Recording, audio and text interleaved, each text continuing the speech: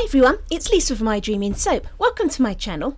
Now today I'm going to be making a soap with a floral fragrance oil that does accelerate, so that's one of the things we're going to be dealing with.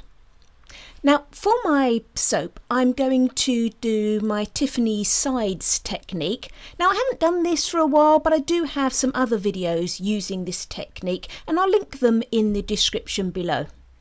So what I've done first of all is I've actually drawn myself the pattern that I want on the sides of my soap. Luckily for me I can take my soap mould apart, but if you can't you can always do this on an acetate sheet and slip it inside your soap mould.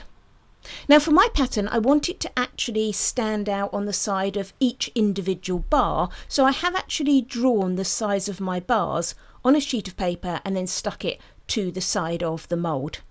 If you were doing a more random design, then you could just pipe freehand over your mould and then it wouldn't really matter where you cut the bars.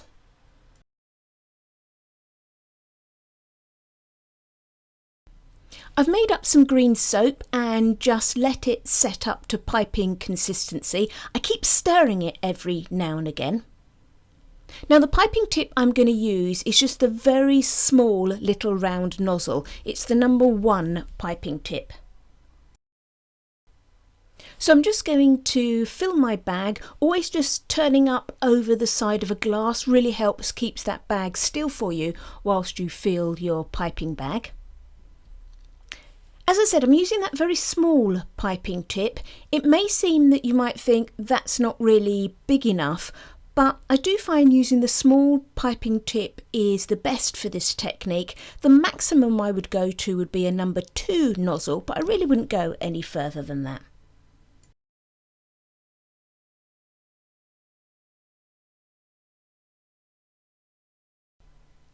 And then I'm just going to take that piping and pipe in the outlines of my design. So all I'm doing is piping in the stems and the outline of the leaves. Now when you're doing this, what you want to make sure of is don't worry too much about what the design looks like from the top, although ideally you want that to look quite nice. Remember, it's the bit that is sticking to your soap mould that's going to be the most important bit. So it is important that each one of those little lines is properly adhered to the surface that you're piping on. If you've got gaps and things in your piping, then it's not going to look very good on the finished bar of soap.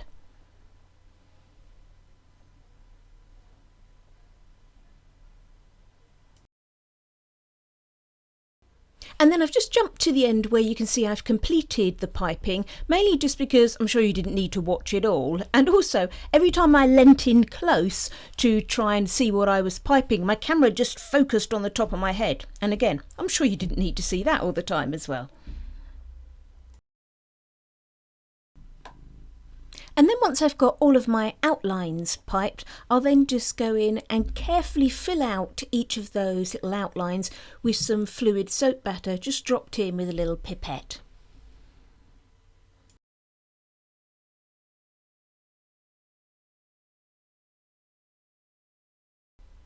Now for my soap, I want to have the leaves of the plant going up the sides of the bars, and then I want to have the honeysuckle plants on the top of the bars. Now the honeysuckle plant, well certainly the little flowers, are very long tubular flowers and they seem to be sort of quite two-toned, so I'm going to be making these types of flowers. So I've rolled out 2 small pieces of soap dough, a larger piece in my sort of reddish orangey colour and then a tiny small piece in my yellow colour. And I'm going to just take this little fondant tool, it doesn't really matter what you use, you could use the end of an old pen or something if you wanted to, and I'm just pushing the yellow piece into the red piece and just gradually smoothing them together. And then because I want 5 petals, I'm just going to take my little tiny scissors and make 5 little cuts into the flower and then just spread that out a little bit. At the moment it's looking a bit triangular, so I'm just going to go through and squash each of the petals to make them thinner. And then I'll just gently touch the corners of each one to give them a more rounded shape.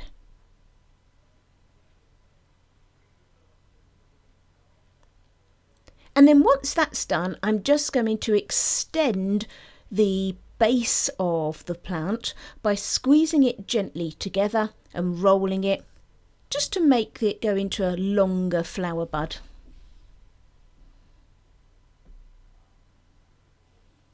And I'm going to have 2 of those on the top of each soap, so I'll just carry on until I've got enough for my whole loaf of soap.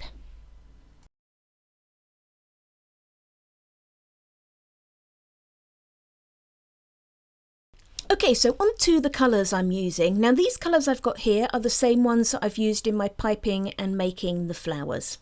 So I've got some good old titanium dioxide, and then my favourite yellow, which is Sunshine Yellow from Mica Mama. I've then got Red Riot, that's also from Mica Mama, and that's a little bit more of a pinkish red.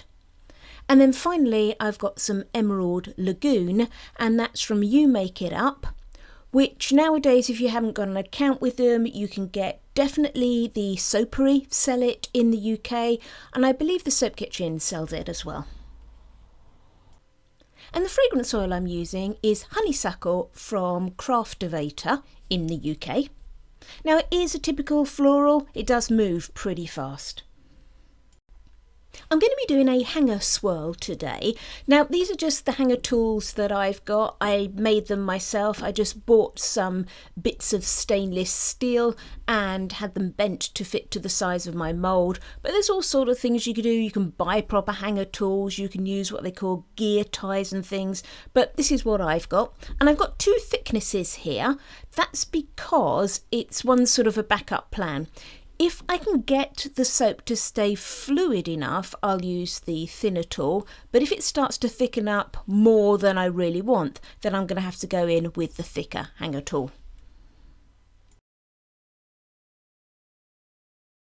Okay, so strategies for working with this fragrance oil.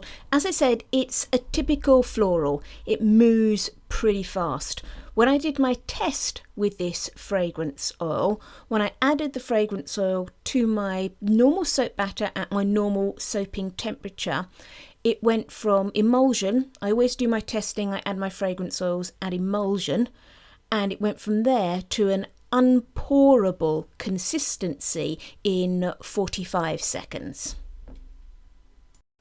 So what I'm going to do about that is I'm going to make sure my soaping temperature is as low as I like to go. Now I always soap between 80 and 90 degrees F, so I'm going to go to 80. I'm not going lower than that. I've got a lot of butters and that in my recipe and shea butter and things, and if I go below that I get steric spots and I get false trace, so I'm not going below 80. The other thing that I've done is I've increased my water. Now increasing your water will not slow the amount of time that it takes for your soap to get to an emulsion or trace. In fact, increasing your water actually makes it get to that point quicker, which I know is contrary to what a lot of people think. What it will do is it will slow down quite dramatically the effect that a fragrance oil has on a soap. Now, if you are unsure about the whole how much water discounting, and the effect that water has on your soap, I've got a video where I've gone into all of that and soda ash and glycerin rivers and all of those types of things, and I'll link that in the description below. So I've just blended that up to the lightest of emulsion. It may not even be properly at emulsion at this stage, but as long as I keep mixing, it's going to be fine. If you just let that sit, it will potentially split out. I'm just really aware that I need to keep this as thin as I possibly can because I need more than 45 seconds for my pour. So I'm just going to divide it between my colours and then mix my colours up, and all of that takes time. And the more time you're using at this stage, obviously the thicker that your batter's getting before you've even added your fragrance oil.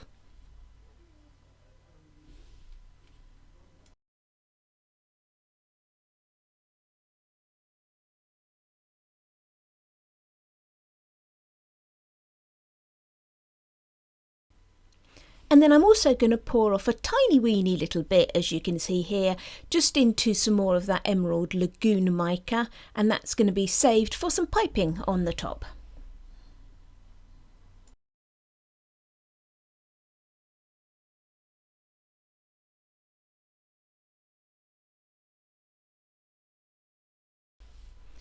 And then I'm just going to bring back in the rest of those colours. And as you can see here, I've got everything already measured out at the amounts that I want to use, because I know exactly what amount of mica I use to get the certain colours that I need. And again, this is good when you've got a fast moving fragrance, because the quicker you can get things mixed up, the better. So if you can already have all your mica pre-planned, as it were, and just dump them into the pots and mix them in, without having to fiddle around and adjust colours and things, then that's going to save you time and keep that batter as fluid as possible.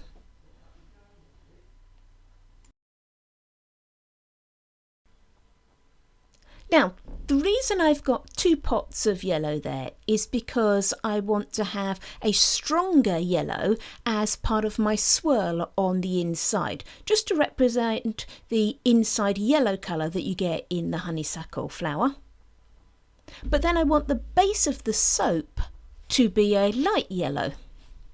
So I'm just going to use my main base that I've left behind with less of the yellow in it, and also I'm going to add some titanium dioxide just to make it a softer colour. Really, I don't want it too much darker than the actual sort of soap batter colour that I've got there, but I do know that when my soap batter goes through saponification, that will pretty well go white. So I do want to have a yellow tint to it.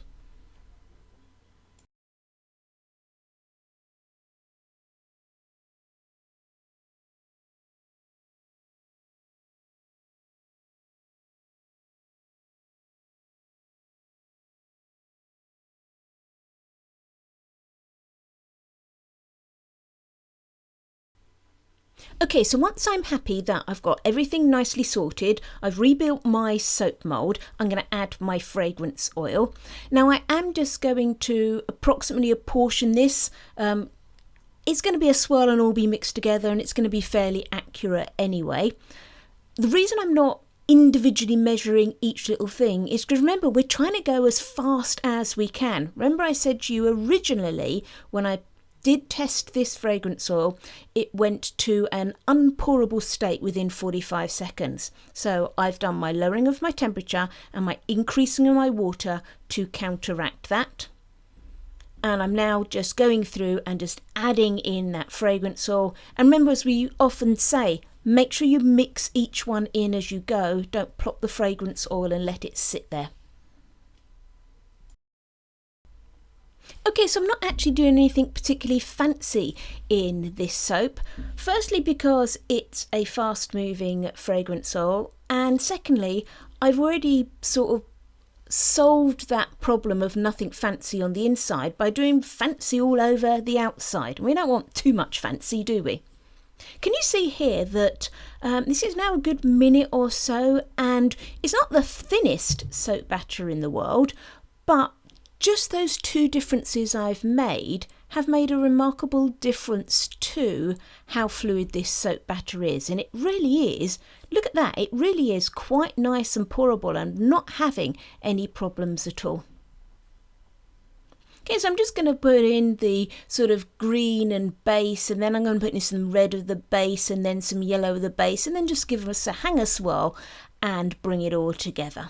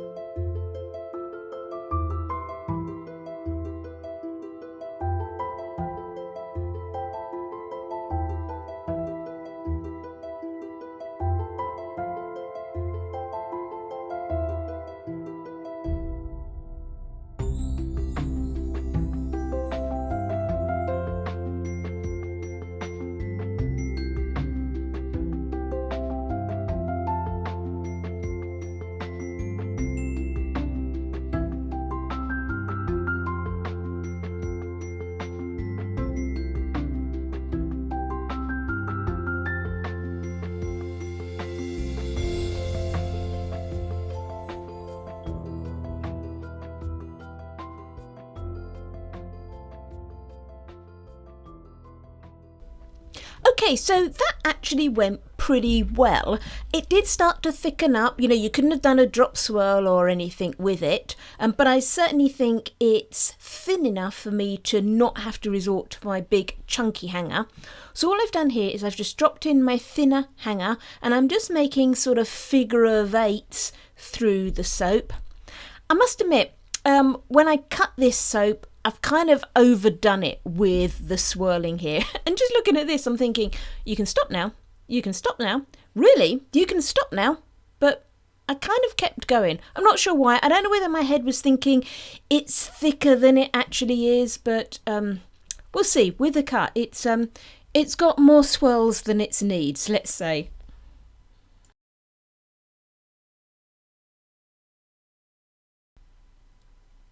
And then I'm just going to sprinkle on the last little bits that I've saved in the jugs. I always just save a very small amount back because I just want to gently decorate the top. I don't want to end up with a big roof of soap on the top of my soaps. And I'm just going to go for the random flick it on approach. so those of you who like to be particularly tidy, I know that's normally me when I soap, look away now because I'm just going to flick this everywhere.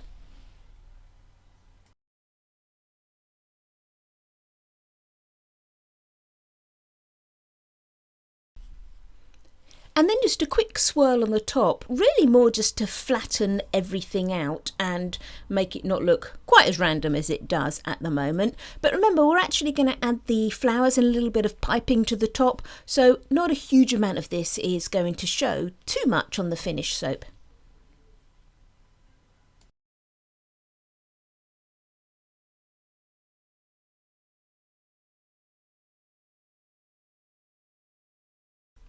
Okay, so flower time. So here are all my cute little flowers that I made earlier. And then I'm just going to add them to the top of the soap. No surprise there, eh? Now, as I put them in, I'm just trying to make sure that I line them up with, do you remember I did that piping on the side of the mould? So I want to just make sure that I line the flower up with where that piping joins the top of the soap.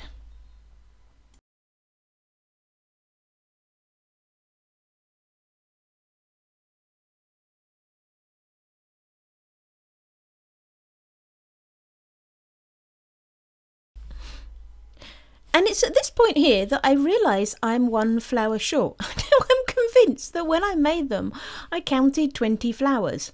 And I'm sure I double checked and counted 20 flowers, but I don't know. Obviously I didn't. I don't know, maybe I dropped one or something, but I had a look for it and I couldn't find it. So in that last bar, I've just had to just shimmy over that little one and just pop it in the middle there.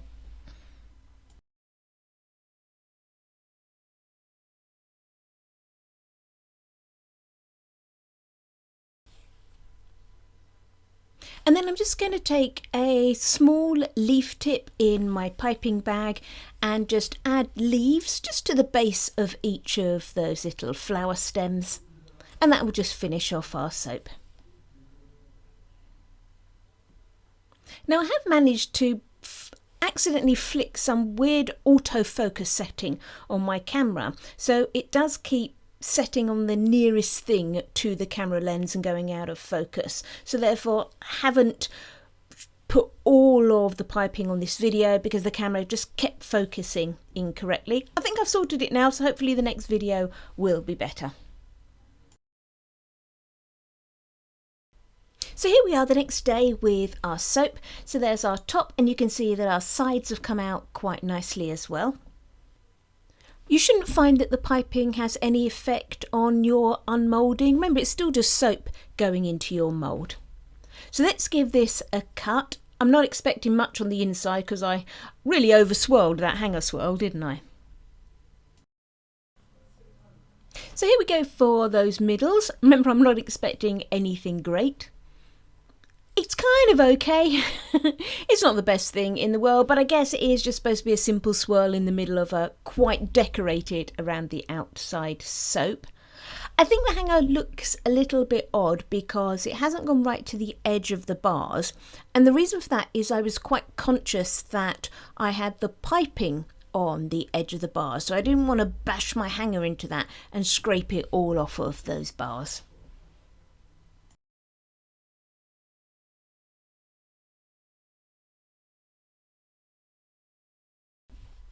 And then as normal, I'll just leave you with a couple of final pictures of the soap.